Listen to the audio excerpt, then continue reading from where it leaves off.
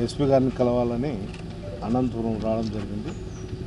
జిల్లాలో ఉన్నటువంటి ఎక్స్ఎమ్మెల్యేలు, జిల్లా అధ్యక్షుడు అందరం కలిసి మాట్లాడి ఎస్పీ గారికి ఫోన్ చేసి అడిగితే నేను ఈరోజు బిజీగా ఉండా, రేపు అట్లా కలుస్తానని చెప్పడం జరిగింది. ఈరోజు మళ్ళా కూడా నేను ఆయన బంగ్లాకి వెళ్ళాను. ఆయన బంగ్లాకి వెళితే మీరు ఆఫీస్ కాడ ఉండండి, నేను వస్తాను అని చెప్పాడు.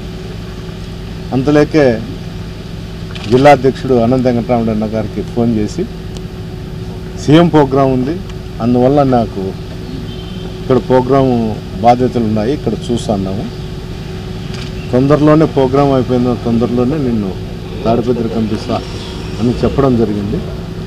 మేము కూడా ఆయన మాటకు గౌరవించి చట్ట పరిధిలోనే ఏదైతే మా కోర్టు ఆర్డర్ ఇచ్చిందో ఆ ఆర్డర్ ప్రకారం మేము ఒబే అవుతాము.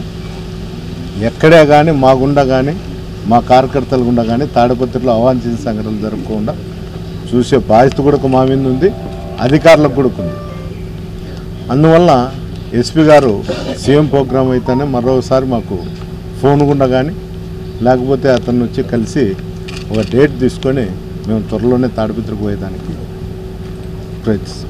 ఎన్నికలు అయిపోయి ఈ ప్రభుత్వం ప్రభుత్వం ఏర్పడి కూడా దాదాపుగా 11 మాసాలు కూడా పూర్తి అయిపోయి సంవత్సరం 11 మాసాలు పూర్తి అయిపోయి 12వ మాసం కూడా పడతాయి. అప్పటి నుంచి కూడా కొన్ని అవాంఛనీయ సంఘటనల వల్ల ఏమైనా కానీ ఎన్నికల కంటే ముందు నుంచి కూడా ఎవరిని కానీ 2 పార్టీల యొక్క నాయకులందరినీ కూడా క్యాండిడేట్లతో సహా కూడా అప్పుడు ఉండే ఎస్పీ గారు కానీ డిఐజీ గారు కూడా ఇక్కడ అంటే ఇన్ఛార్జ్ ఎస్పీనే డిఐజీ గారే ఇన్ఛార్జ్ కూడా 2 పార్టీ నాయకుల్ని including contested candidates for all the parties అని చెప్పేసి ఎవరు కానీ తాడిపత్రి నియోజకవర్గంలో ఎంటర్ కావద్దని చెప్పి ఆర్డర్ ఇచ్చింది. తర్వాత ఎన్నికల రిజల్ట్స్ వచ్చాయి. రిజల్ట్స్ వచ్చినప్పటి నుంచి కూడా మాజీ శాసనసభ్యులు, తర్వాత మా పార్టీ అభ్యర్థి అయిన మన పోటీ చేసిన ఓడిపోయిన పెద్దారెడ్డి గారు ఆ నియోజకవర్గం వాళ్ళ ఇంటికి కూడా పోవాలని ప్రయత్నం చేస్తుంటే ఎక్కడ కానీ అక్కడ ఉండే కొన్ని దాంట్లో పోనీయకపోతే పోలీసు వారు కూడా అడ్వైజ్ చేసి ఉంది. సందర్భంగా కోర్టును అతను అప్రోచ్ అయ్యాడు పెద్దారెడ్డి గారు. కోర్టు అనేది కూడా దాదాపుగా 5-6 నెలల తర్వాత మొన్ననే 4 రోజుల కిందట చాలా స్పష్టంగా కూడా 5 వెహికల్స్తో పోవడానికి తర్వాత ఏదైనా కానీ సెక్యూరిటీ అరేంజ్మెంట్ కూడా చేయమని చెప్పి పోలీస్ డిపార్ట్మెంట్కి కూడా కోర్టు చాలా స్పష్టంగా కూడా హైకోర్టులో జడ్జి గారు కూడా ఆర్డర్ కూడా ఇవ్వడం జరిగింది. దాని కాపీలు ఇవ్వాలని చెప్పేసి నిన్న మాతో పాటు పెద్దారెడ్డి గారు, తర్వాత ఈ మా పార్టీ యొక్క నియోజకవర్గ సమన్వయకర్తలు, మాజీ శాసనసభ్యులు విశ్వేశ్వరరెడ్డి గారు కానీ, మెట్టు గోవిందరెడ్డి గారు, అలాగే తర్వాత సింగనవాళ్ళ గుంటకల్ల నుంచి వెంకటరామరెడ్డి గారు, ఎమ్మెల్సీ శివరామరెడ్డి గారు అందరూ కలిసి నిన్న ప్రయత్నం చేస్తే అనుకోకుండా కూడా ఉంటామని చెప్పడం జరిగింది. ఎస్పీ గారు అనుకోకుండా సీఎం ప్రోగ్రాం అనేది కూడా ఉంది కాబట్టి అరేంజ్మెంట్ చేయడానికి వెంటనే కూడా మేము ఉరవకొండకు రావాల్సిన అవసరం వచ్చిందని కూడా చెప్పడం జరిగింది. తర్వాత మేము కూడా వెయిట్ చేసాం సాయంకాలం వరకు కూడా.